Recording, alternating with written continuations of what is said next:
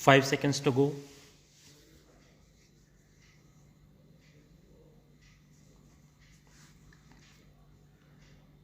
Start. This is the third meeting of the Central Advisory Board of Education since India attained her independence. It is now necessary, in the light of experience we have gained in the last 3 years, to consider carefully and dispassionately our hopes and plans for the education of free India in the coming years. It was but natural that after the attainment of freedom, we should have considered ambitious programs for the expansion of our national education. This was necessary as education is one of the most important of our nation building activities. We had also to make special efforts to wipe out the deficiency in education created by over 100 years of foreign rule. It was in this spirit that the Ministry of Education prepared a program of work for the next 10 years. It was obvious that we had to build our educational structure from its very basis and improve it both qualitatively and quantitatively. The number of our literates was and is lamentably low. Even the literacy that is imparted is not of the highest quality. In view of the demand for an all round expansion and improvement, it became necessary to fix an order of priorities so that our limited resources were not frittered away in attempting too many things simultaneously. You will remember that it was with this object in view that the Ministry of Education, with your general support, proposed that our immediate objectives should be four, namely 1. The provision of basic education on a universal, free, and compulsory basis for all our school going children. 2. The provision of adult education in order to wipe out the colossal illiteracy of our masses. 3. Improvement and expansion of technical education in order to solve the problem of manpower for industrial and technical development. And 4. The reorganization and improvement of university education from a national point of view. The post war development plan laid down that it would take 40 years to implement a scheme of basic education and cost the nation a sum of rupees 8,000 crore at the rate of about rupees 200 crore a year.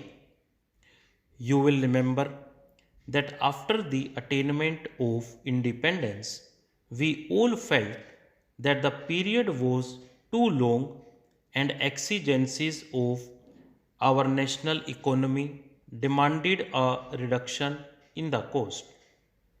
We realized that lack of finance was not the only obstacle in our way. You considered these reports last years and generally approved of the recommendations. I agree with your views and feel that, in the light of the modifications suggested, we may prepare our programs on the basis of cooperation between the state and the people so that the state may extend the necessary facilities and services on the one hand and the people on the other supplement on a voluntary basis the efforts of the state to improve our standards of technical education. The program that we had envisaged was the establishment of four higher technological institutes in addition to the strengthening of existing institutions. Considerations of finance did not permit us to start with all the four, but we thought that at least a beginning should be made. The Eastern Higher Technological Institute near Calcutta was taken in hand, though even waiting for the construction of all the necessary buildings. The scheme is in progress, and I hope that the next academic year will see the first batch of teachers and students working in this institute. Simultaneously, it has been our aim to strengthen the existing institutions by improving their quality and increasing their capacity. In the field of university education, the Indian University Education Commission, under the chairmanship of Professor Radha Krishnan, was asked to submit its report within 9 months. You will be glad to know that it has already done so.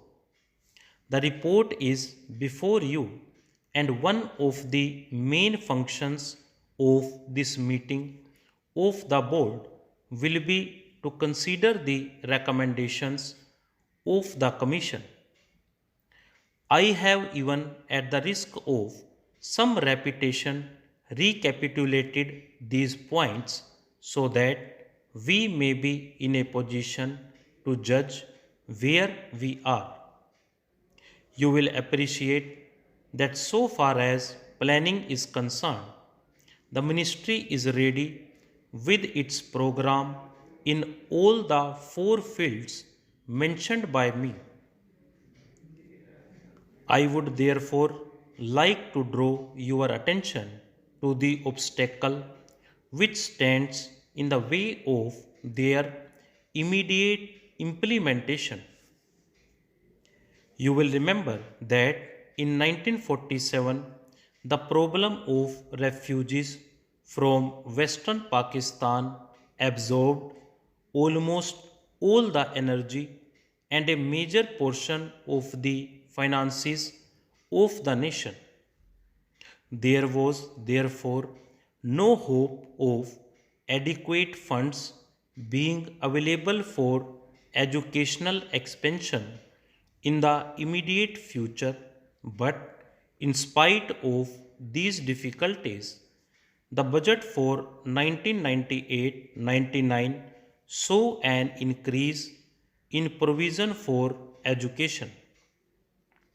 During 1998-99, our scheme for educational reconstruction reached a suitable stage for implementation.